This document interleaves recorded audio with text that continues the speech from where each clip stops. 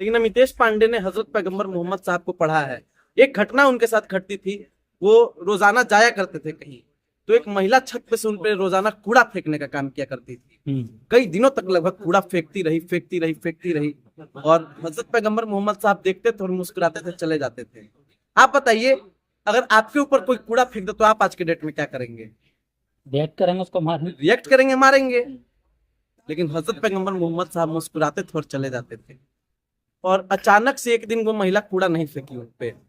एक दिन और बीत गया, एक दिन और बीत गया, बीतते बीतते 3-4 महीने बीत गए, और अचानक से फिर पैगंबर साहब को पता चला कि क्यों नहीं फेंक रही है कूड़ा, पता करना चाहिए। मतलब उनके अंदर भी बेचैनी होने लगी कि अरे फेंक नहीं रही है, तबीयत तो ठीक है। तो वो ऊपर गए और एक महिला से पूछे कि वो जो महिला हम पे कूड़ा फेंका करती थी वो कूड़ा क्यों नहीं फेंक रही है। तो उन्होंने बताया कि इनकी तबीयत बहुत खराब है। तो वो ऊपर गए। अब आप बताइए, अगर आपकी हमारी लड़ाई रहती और हम पावर में, आप हमारा कुछ नहीं कर पा रहे हैं अभी, और हम कमजोर पड़ जाएंगे, तो आप उस समय क्या करेंगे?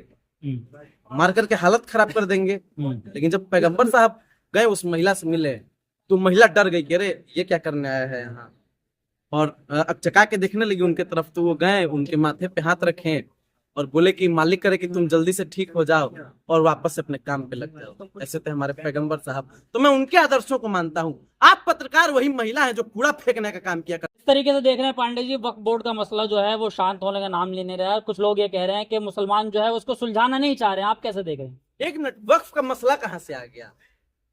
क्या वक्फ कोई मसला है? वक्फ का मतलब आपको पता है थोड़ा सा? क्या मतलब? वक्फ का मतलब होता है रेकी या फिर रखना।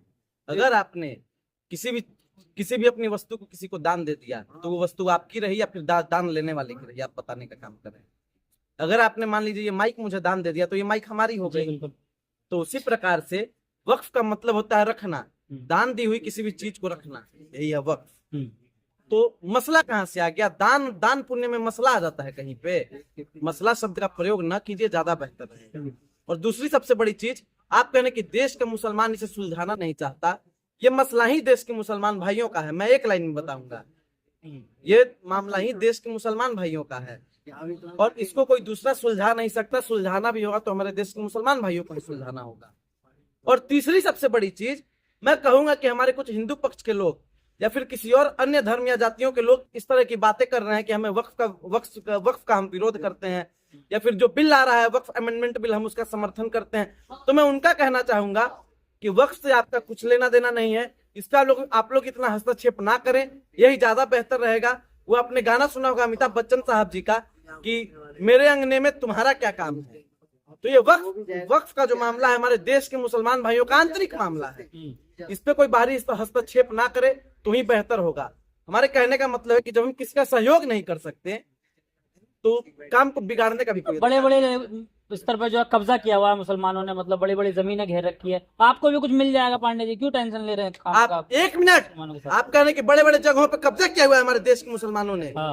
दिल्ली में कुछ दिनों पहले घटना घटी थी, कुछ 2 कौड़ी के आरएसएस वाले और वीएचपी के लोग आए थे और हमारे मुसलमान भाइयों को पकड़ करके पीटा था उन्होंने, वो झुग्गी झोपड़ी में जो लोग रहते थे। आपको याद है ये घटना है? नहीं।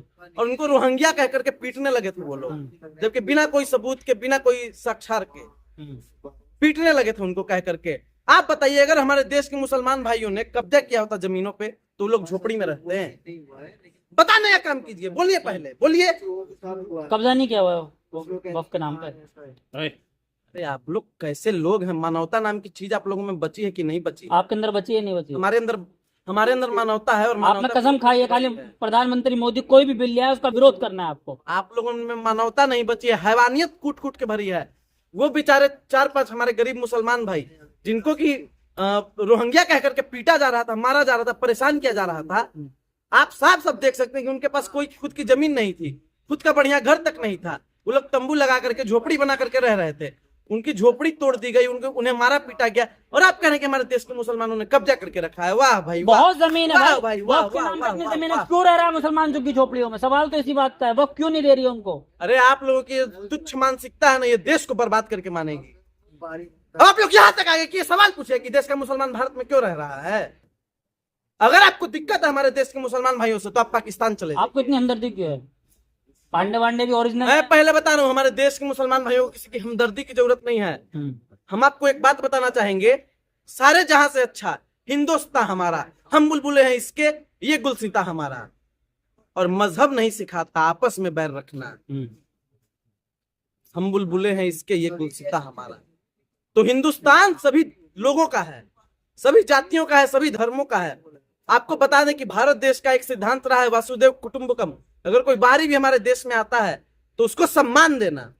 लेकिन आप कह रहे हैं कि देश का नहीं है, मुसलमान ये नहीं है, वो नहीं है, फलाना फलाना। आपको शर्म नहीं आती है सारी बातें करते हुए? आप लाख विरोध करिए पांडे जी। आपने अभी कल स्टेटमेंट सुना अमित शाह का, उन्होंने कहा कि वक्फ बोर्ड पे जो बिल आ रहा है वो आके रहेगा, कोई नहीं रोक सकता। अरे शाह नया नेता कहाँ से आ गए? अमित शाह जी आप जानते नहीं शाह क्या? कब से नेता हो गए? वही तो पूछ रहे हैं। गृह मंत्री हैं।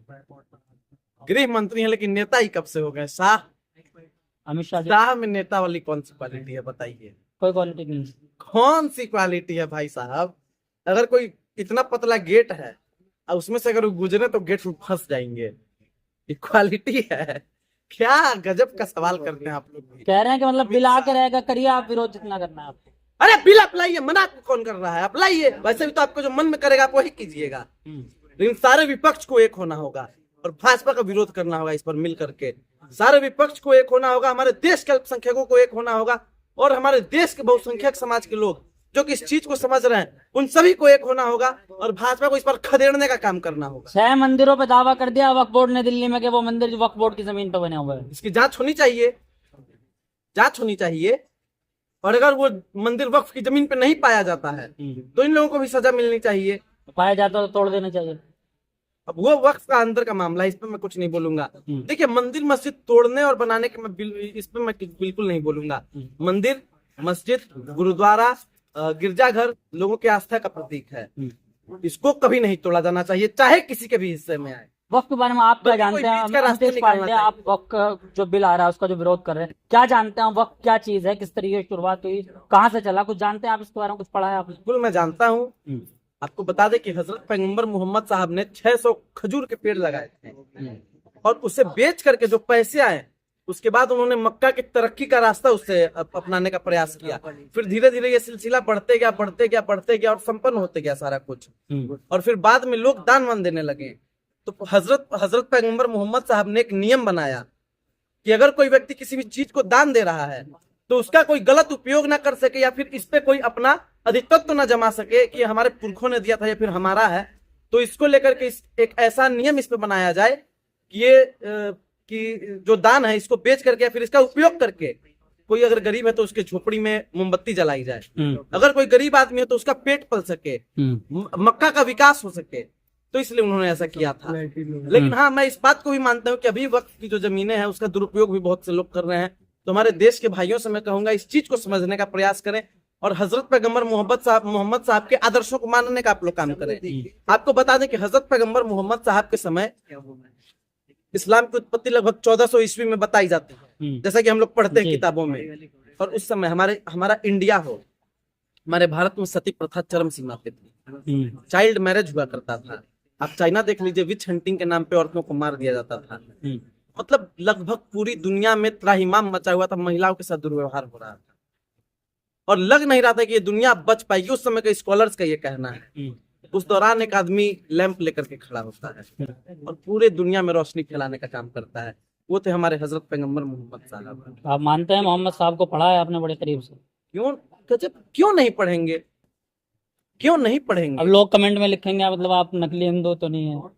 आप क्या है, एक सुनिए, मुझे कमेंट से नहीं फर्क पड़ता। मैं इन सभी चीजों को मानता ही नहीं। कौन क्या कमेंट करता है, कौन क्या कमेंट नहीं करता है, कौन मुझे गाली देगा, कौन मेरे लिए कसीदे पढ़ेगा, अमितेश पांडे को इन सभी चीजों से आप लोगों को कुछ मिल जाएगा। क्यों खामखा वक्फ बोर्ड का मतलब विरोध कर रहे हैं? मैं जानता हूँ। देखिए, हमारे देश के कुछ पत्रकार भाई भी हैं, लगातार कीचड़ उछालने का काम करते हैं, अमितेश पांडे को परेशान करने का काम करते हैं। लेकिन अमितेश पांडे ने हजरत पैगंबर मोहम्मद साहब को पढ़ा है। एक घटना उनके साथ घटती थी, वो रोजाना जाया करते थे कहीं, तो एक महिला छत पे से उन पे रोजाना कूड़ा फेंकने का काम किया करती थी। कई दिनों तक लगभग कूड़ा फेंकती रही और हजरत पैगंबर मोहम्मद साहब देखते थे और मुस्कुराते थे, चले जाते थे। आप बताइए, अगर आपके ऊपर कोई कूड़ा फेंक दे तो आप आज के डेट में क्या करेंगे? रिएक्ट करेंगे, उसको मारेंगे। रिएक्ट करेंगे, मारेंगे। लेकिन हजरत पैगंबर मोहम्मद साहब मुस्कुराते थे और चले जाते थे। और अचानक से एक दिन वो महिला कूड़ा नहीं फेंकी उन पे। एक दिन और बीत गया, एक दिन और बीत गया, बीतते बीतते 3-4 महीने बीत गए।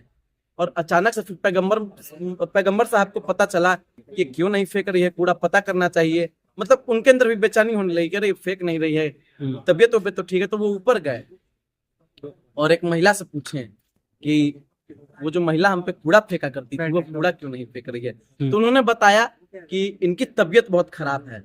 तो वो ऊपर गए। अब आप बताइए, अगर आपकी हमारी लड़ाई रहती और हम पावर में, आप हमारा कुछ नहीं कर पा रहे हैं अभी, और हम कमजोर पड़ जाएंगे, तो आप उस समय क्या करेंगे? मार करके हालत खराब कर देंगे। लेकिन जब पैगंबर साहब गए उस महिला से मिले तो महिला डर गई कि अरे ये क्या करने आया है यहाँ, और अकचका के देखने लगी उनके तरफ। तो वो गए, उनके माथे पे हाथ रखे और बोले कि मालिक करे कि तुम जल्दी से ठीक हो जाओ और वापस से अपने काम पे लग जाओ। ऐसे थे हमारे पैगंबर साहब। तो मैं उनके आदर्शों को मानता हूँ। आप पत्रकार वही महिला है जो कूड़ा फेंकने का काम किया, नहीं समझता। आप लोग देश को बर्बाद करने का काम करते रहिए। मितेश पांडे आप लोगों से देश को बचाने का काम करते रहेगा। तो वक्फ वाला जो बिल आ रहा है उसका आप प्रॉपर विरोध करते रहेंगे? देखिए, वक्फ अमेंडमेंट बिल का मैं पुरजोर तरीके से विरोध करता आया हूँ, करता रहूंगा और आजीवन करता रहूंगा। और पूरे देशवासियों को भी करना चाहिए। क्योंकि देश के मुसलमानों का मतलब खुद का पर्सनल मामला है, उसमें मतलब इंटरफेयर करने की जरूरत नहीं। देखिए, वक्फ हमारे देश के मुसलमानों का हक है, अधिकार है। और मैं अपने देश के सभी भाइयों को कहना चाहूंगा, 140 करोड़ देशवासियों को कहना चाहूंगा कि अगर आप लोग उनका सहयोग नहीं कर सकते, उनका समर्थन नहीं कर सकते, तो कृपया करके विरोध भी मत कीजिए।